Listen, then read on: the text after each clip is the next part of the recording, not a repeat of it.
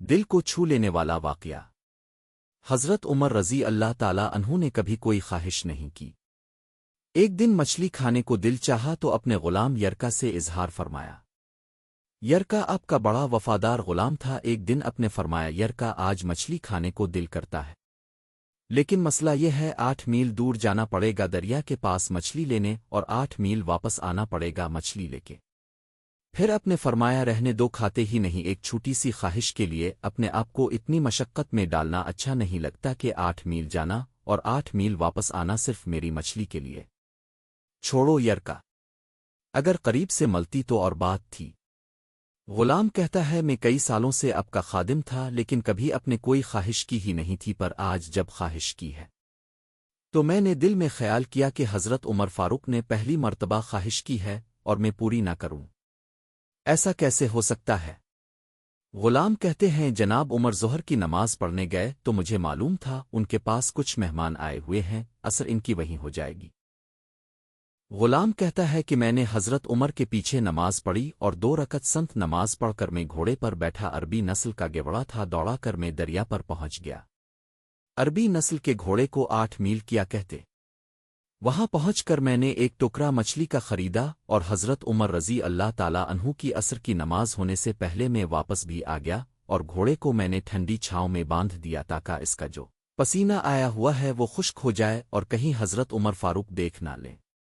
غلام کہتا ہے کہ گھوڑے کا پسینہ تو خشک ہو گیا، پر پسینے کی وجہ سے گرد و غبار گھوڑے پر جم گیا تھا، جو واضح نظر آ رہا تھا کہ گھوڑا کہیں سفر پہ گیا تھا۔ پھر میں نے سوچا کہ حضرت عمر فاروق دیکھ نہ لیں، پھر میں جلدی سے گھوڑے کو کنویں پر لے گیا اور اسے جلدی سے غسل کرایا اور اسے لا کر چھاؤں میں باندھ دیا۔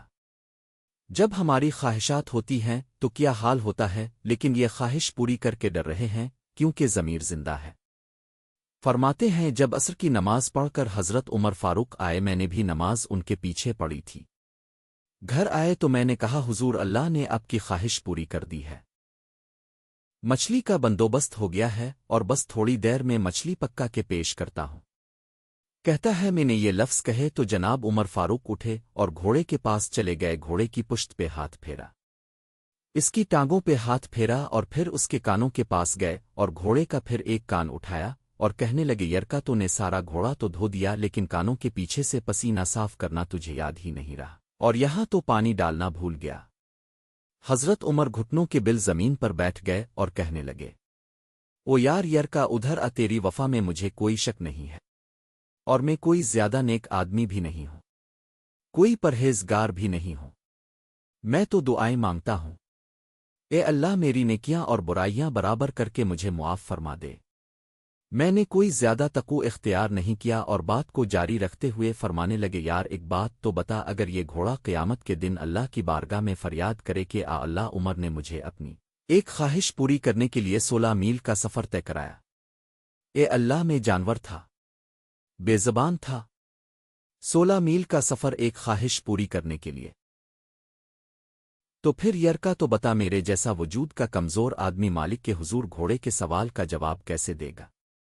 یرکا کہتا ہے، میں اپنے باپ کے فوت ہونے پر اتنا نہیں رویا تھا جتنا آج رویا میں تڑپ اٹھا کہ حضور یہ والی سوچ، یہاں تو لوگ اپنے ملازم کو نیچا دکھا کر اپنا افسر ہونا ظاہر کرتے ہیں۔ غلام رونے لگا۔ حضرت عمر فاروق کہنے لگے، اب اس طرح کر گھوڑے کو تھوڑا چارہ اضافی ڈال دے، اور یہ جو مچھلی لے کے آئے ہو اسے مدینے کے غریب گھروں میں تقسیم کر دو، اور انہیں یہ مچھلی دے کر کہنا کہ تیری بخشش کی بھی دعا کریں اور عمر کی معافی کی بھی دعا کریں۔